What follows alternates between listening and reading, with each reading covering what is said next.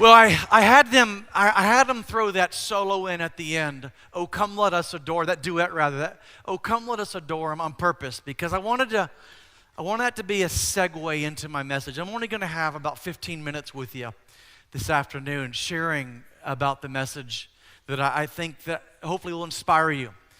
And again, as I mentioned earlier, this is our attempt. We want you to have a good time. There's cookies, and we're going to have some surprises coming up in a moment. We're going to serve communion and do candlelight song at the end. But this is our attempt to really honor Jesus and to really let him throw a birthday party that's worthy of a Savior. And I was thinking about that song, "Oh, Come, Let Us Adore Him." And I love that hymn. And I think that hymn is less of a statement and more of an invitation because there's something out there tonight. There's something out there today that's craving your attention, that wants your attention. And yet here's Jesus, and that hymn goes, "Oh, come let us adore him."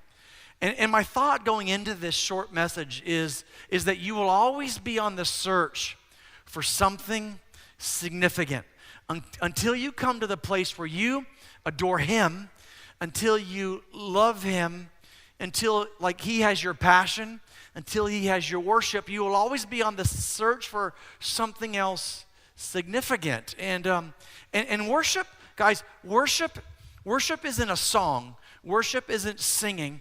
Worship is what has your heart. Worship is what has your passion. Worship is really what consumes you. And so the big question is we're all worshiping something. All of us here today, because you were created to be a worshiper. What makes you so unique of all the rest of creation is you're humans, we're a three-part being. And so we are a spirit, we live in a body, we have a soul or a mind. And in your DNA, God programmed you to want to worship something. And the thought is that you would worship him. But along the way, there's a lot of things that tries to grab your passion. It tries to grab your attention. I want to kind of address that because you would never be satisfied in life unless you worship what you were created to worship. And there's a lot of things, like we know this, there's a lot of things that tries to come in and fills that place, that void in your life, and that tries to get your passion, that tries to get your attention, be it sports, and it's a great time of the year for that, be it relationships, be it money, be it your career, be it your achievement.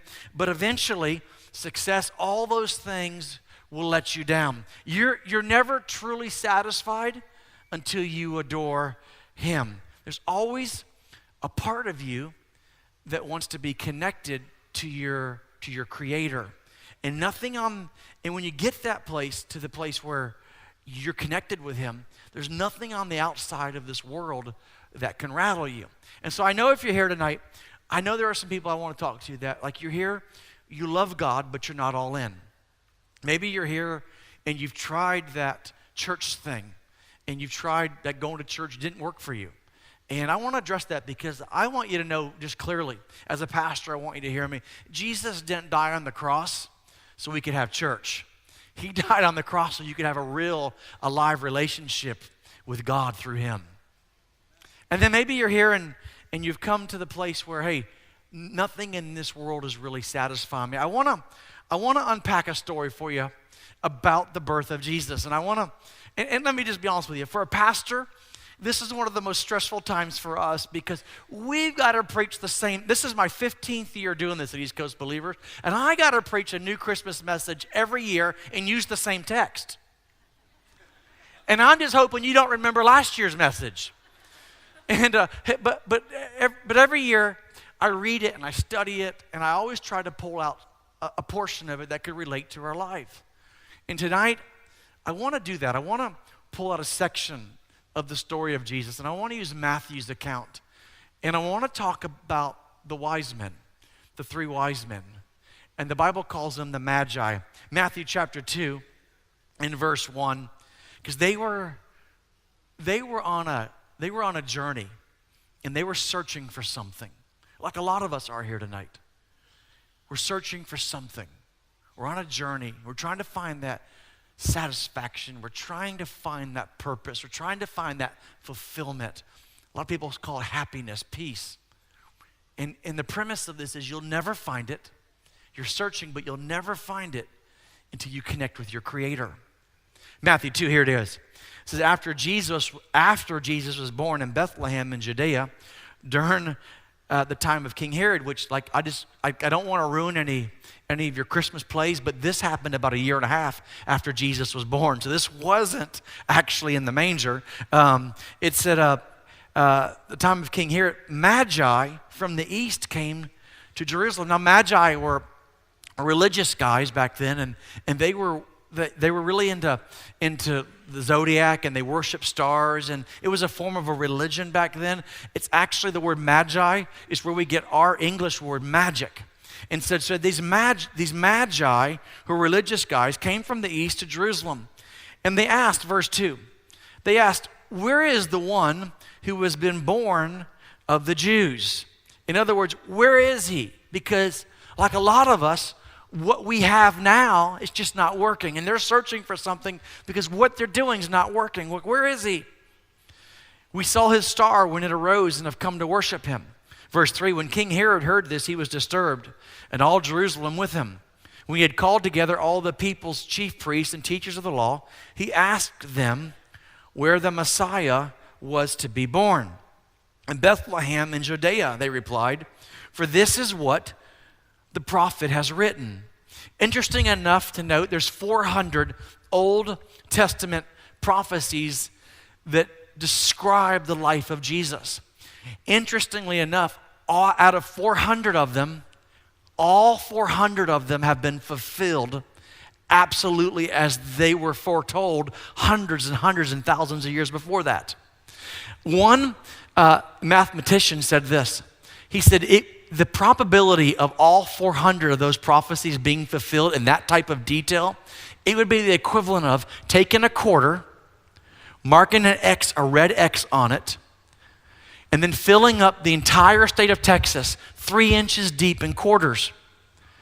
Throwing that one quarter out somewhere in the state of Texas, 3 inches deep, renting a helicopter, flying around, jumping out of the helicopter, and when you reach down and pick up the first quarter, it'd be that quarter. That's the probability of all 400 of these prophecies being fulfilled. Yet it was. That should tell you how awesome and how wonderful and how mighty our God is.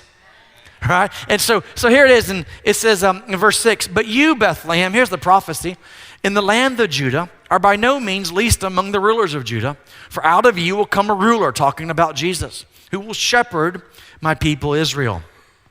Verse 7, then Herod called the Magi secretly and found out from them the exact time the star had appeared. He sent them to Bethlehem and said, go and search carefully for the child. As soon as you will find him, report to me so that I too may go and worship him, which we know he wanted to kill him. Really important part of this story, because I want to pull this out a little bit later, because there's always someone out there trying to stop you from connecting to Jesus. Verse 9, it says, after they had heard the king, they went on their way. And the star they had seen when it arose went ahead of them until it stopped over the place where the child was. I'll notice that it stopped over Jesus. And I just want to say to you, for the sake of this story, there's only one place the star will ever stop. If you're looking for that fulfillment, and you're looking for that peace, and you're looking for that connection, that need that your Creator put on the inside of you that doesn't seem to be fulfilled, it'll only be fulfilled in one place, and that's over Jesus. And like the wise men, you'll keep on searching until that star stops over Jesus. And then it said in verse 10 rather, when they saw the star, they were overjoyed. On coming to the house, they saw the child with his mother Mary. 3 things I want you to notice. I'm going to pull these out and then we'll be done. They bowed down and worshiped him. They opened their treasures and presented him with gifts of gold, frankincense, and myrrh. And having been warned in a dream not to go back to Herod, they returned to their country by another route. I want you to notice a couple of things about this story, about the wise men having this encounter with Jesus. you need to know there's always something competing for your worship. There's always a Herod that's trying to stop you. There's always, and I think we all know this, like we know there's an enemy, we know there's a devil, but a lot of us think that there's the devil and he dresses like in red tights and he has a pitchfork and he has little horns, and he's a little more sly than that. He's a little more subtle than that. There's always a Herod in your life that's trying to stop you from connecting to him. I also want you to notice something about this story. I think it's so cool. Maybe you overlooked it, about the pursuit of God, because these magi were worshiping stars and they had a religion. But in the midst of all this, God didn't bash them for that. God used a star to get them close to Jesus. You know what it tells me? That we think this God is out there and he doesn't really care. He's not really into the details of our life and the things we struggle with and the challenges we have, and that God doesn't care. He's got bigger things to take care of than our deal. But it shows me that in the midst of all this, that God is desperately trying to pursue you. He's desperately trying to connect with you, and he will use any means he can. For the Magi, for these star worshipers, he used a star to get them close to Jesus. And tonight, I think maybe perhaps you came to East Coast Believers Church tonight. It's a Christmas Eve service, and it's just going to be an hour, and we're going to be done. We're going to sing some more carols and light some candles, and we're going to have a party out in the lobby. Special surprises coming. But perhaps you came here tonight, and you're going to find your star. And all I'm challenging you is this. If you will give God 1 year of your life, just 1 year of your life, like go all in, your life will be completely, radically different. I want to pull out just 3 thoughts in this story that I think could help you on how to give God 1 year of your life. Like, how do you do that? Because I give this challenge. If you attend our church, I give it often. Because I'll tell you why I did this. Because someone gave me this challenge. And here I am, 27 years later, and I'm still serving him and still worshiping him. And it's changed my life. Now, there's a moment when you get to decide to be like the Magi. And they did 3 things once the star stopped. Once they made contact with the star, number 1, they did this. They bowed down. They gave up what they were worshiping to worship him. And I know this is a hard one, especially for men. Some of us, it's hard to give up what fulfills us now to find out what will ultimately fulfill us. And sometimes that's really what bowing down is. It's saying, okay, Lord, you're going to be number 1 in my life. The deal is God's not interested in being on your list. He wants to be the top of your list. And God wasn't interested in the Magi worshiping stars and him. They bowed down and they gave up what they were worshiping to worship him. Number 2, they gave. And I'm not talking about like giving money here. I'm not talking about giving an offering, nothing like that. They gave, and he doesn't just want your stuff, he wants your life. And they gave. I think what God's asking is for you to give your life to him. And I know it seems sort of cliche and sort of a phrase that we just use, give your life to him. And what I mean by that is, like, he's not interested in you just becoming a Sunday morning Christian. Like, God wants all your life. And it comes in the word surrender. I'm just trying to show you, how do you respond when the star stops? Do what the Magi did. And number 3 is this, is they returned on a different route. And I know when I put this in here, I know that this is going to be way out of context.